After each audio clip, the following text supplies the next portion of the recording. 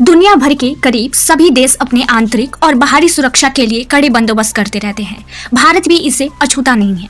भारत के पास भी बाहरी सुरक्षा पर नजर रखने के लिए एक खुफिया एजेंसी है, जिसका नाम है रिसर्च एंड एनालिसिस विंग यानी RNW। रॉ भारत की प्रमुख अंतर्राष्ट्रीय खुफिया एजेंसी है। इस एजेंसी का गठन रामेश्वर नाथ काव के मार्गदर्शन में किया गया था। Research and analysis wing Bharat की बाहरी खुफिया एजेंसी है, जिसका गठन 21 सितंबर 1968 में किया गया था। साल 1968 तक इंटेलिजेंस ब्यूरो के पास देश की आंतरिक और बाहरी खुफिया जानकारी जुटाने की जिम्मेदारी थी। हालांकि 1962 के भारत चीन युद्ध और 1965 के भारत पाकिस्तान युद्ध में IB ने जो जानकारी एकत्रित की, उसमें एक बड़ा अंतर दिखा था। इस दौरान IB 1962 और 1965 के युद्धों में चीन और पाकिस्तान की तैयारी का अनुमान लगाने में विफल रही थी। हालांकि तत्कालिक इंदिरा गांधी सरकार को बाहरी खुफिया जानकारी एकत्रित करने के लिए एक समर्पित एजेंसी की आवश्यकता महसूस हुई। इसके बाद ही RNW का गठन किया गया था। रॉ का नेतृत्व एक निदेशक करता है, जिसकी नियुक्ति केंद्र सरकार के कार्मिक मंत्रालय द्वारा की जाती है। इसके निदेशक सीधे तौर पर देश के प्रधानमंत्री को रिपोर्ट करते हैं। खुफिया एजेंसी रॉ में भारतीय सेना, पुलिस और अन्य सिविल सेवाओं सहित भारत सरकार की कई शाखाओं के अधिकारी कार्य करते हैं। इस एजेंसी को दुनिया की सबसे मशहूर खुफिया एजेंसी की सूची में शामिल किया जाता है।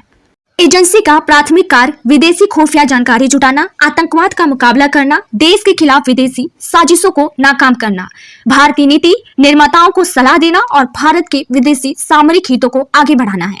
इस एजेंसी को देश के राष्ट्रीय सुरक्षा हितों की रक्षा के लिए गुप्त अभियान चलाना है। रॉ को भारत के परमाणु कार्यक्रम की सुरक्षा में भी शामिल किया गया है। खुफिया रॉ एजेंसी को पड़ोसी देश पाकिस्तान, चीन सहित आसपास के पड़ोसी देशों में खुफिया जानकारी जुटाने में महारत शामिल है। रॉ का इतिहास। साल 1962 में चीन और 1965 में पाकिस्तान के खिलाफ लड़ाई को उस समय की खुफिया एजेंसी IB के निराशाजनक प्रदर्शन के बाद रॉ को बनाया गया। देश की इस प्रमुख खुफिया एजेंसी को जब गठन किया गया था, तब इसमें सिर्फ 250 कर्मचारियों को शामिल किया गया था। इसका बजट 20 मिलियन सालाना था। रॉ का वार्षिक बजट 70 के दशक को बढ़ाकर 30 मिलियन सालाना कर दिया गया है। हालांकि तब तक इसमें कुल कर्मचारियों की संख्या 1000 के आसपास पहुंच गई थी। कैबिनेट सचिवालय के तहत संयुक्त खुफिया समिति खुफिया एजेंसी और रक्षा खुफिया एजेंसी के बीच खुफिया गतिविधियों को जोड़ने, मूल्यांकन करने और समीक्षा करने के लिए जिम्मेदार है। रॉ ने विदेशों में कई महत्वपूर्ण ऑपरेशन, जासूसी मिशन और गुप्त संचार नेटवर्क चला चुका है। इसके माध्यम से रॉ ने भारत के दुश्मनों की गतिविधियों की जानकारी इकट्ठा की है और आपातकालीन परिस्थितियों में अहम फैसला लेने का निर्णय लिए हैं।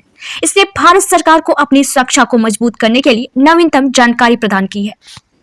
रॉ बांग्लादेश को बनाने में अहम भूमिका निभा चुका है। इसने बांग्लादेशी संगठन मुक्ति वाहिनी को प्रशिक्षण, खुफिया और गोला बारूद प्रदान करने में समर्थन देने में महत्वपूर्ण भूमिका निभाई। पूर्वी पाकिस्तान में पाकिस्तानी सेना के मूवमेंट को भी रॉ ने बाधित कर दिया था और अंत में बांग्लादेश बना। भारत की बाहरी खुफिया agency research and analysis wing पर लंबे समय से अपने पड़ोसियों के मामलों में दखल देने के आरोप लगते रहे हैं। मुख्य रूप से चीन के प्रभाव का मुकाबला करने के लिए 1968 में स्थापित समय के साथ इसने अपना ध्यान भारत के अन्य पारंपरिक प्रतिद्वंदी पाकिस्तान पर केंद्रित कर लिया। रॉ और पाकिस्तान की जासूसी एजेंसी इंटर सर्विसेज इंटेलिजेंस 3 दशकों से एक दूसरे के खिलाफ गुप्त ऑपरेशन में शामिल है। कश्मीर में चल रहा विवाद इन झड़पों को बढ़ावा दे रहा है, लेकिन विशेषज्ञों का कहना है कि अफगानिस्तान नए युद्ध के मैदान के रूप में उभर सकता है। इस्लामाबाद अफगानिस्तान भारत में बढ़ती कूटनीतिक पहल को पाकिस्तान को अस्थिर करने के लिए काम कर रहे रॉ एजेंटों ने एक के कवर के रूप में देखता है। यहाँ रॉ पर अफगान सीमा पर पाकिस्तान के बलूचिस्तान प्रांत और अलगाववादियों को प्रशिक्षण और हथियार देने का आरोप लगता है।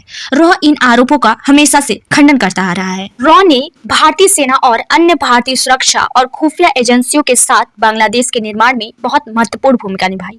नीति निर्माताओं और सेना को खुफिया जानकारी प्रदान करने के अलावा रॉ ने बांग्लादेश के अलग राज्य के लिए लड़ने वाले पूर्वी पाकिस्तानियों के एक समूह मुक्ति वाहिनी को प्रशिक्षित और सशस्त्र किया। विश्लेषकों का कहना है कि रॉ ने 1975 में पूर्वोत्तर राज्य सिक्किम के भारत में विलय में भी मदद की और म्यांमार में चीन समर्थन शासन के विरोधी समूहों जैसे काचीन इंडिपेंडेंस आर्मी को सैन्य सहायता प्रदान की।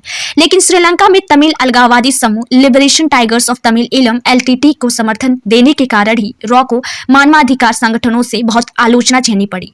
रॉ ने 1970 के दशक में LTT को प्रशिक्षित करने और हथियार मुहैया कराने में मदद की, लेकिन 1980 के दशक में समूह की की आतंकवादी गतिविधियों के बढ़ने के बाद इसमें दक्षिणी भारतीय राज्य समूह ने वापस ले लिया समर्थन। 1987 में नई दिल्ली ने श्रीलंका सरकार के साथ द्वीप पर शांति सेना भेजने के लिए एक समझौता किया और भारतीय सेना ने रॉ द्वारा हथियारबंद समूह से लड़ाई लड़ी। 1991 में शांति सेना की तैनाती के समय भारत के प्रधानमंत्री राजीव गांधी की LTTE के एक आत्मघाती हमलावर ने हत्या कर दी थी।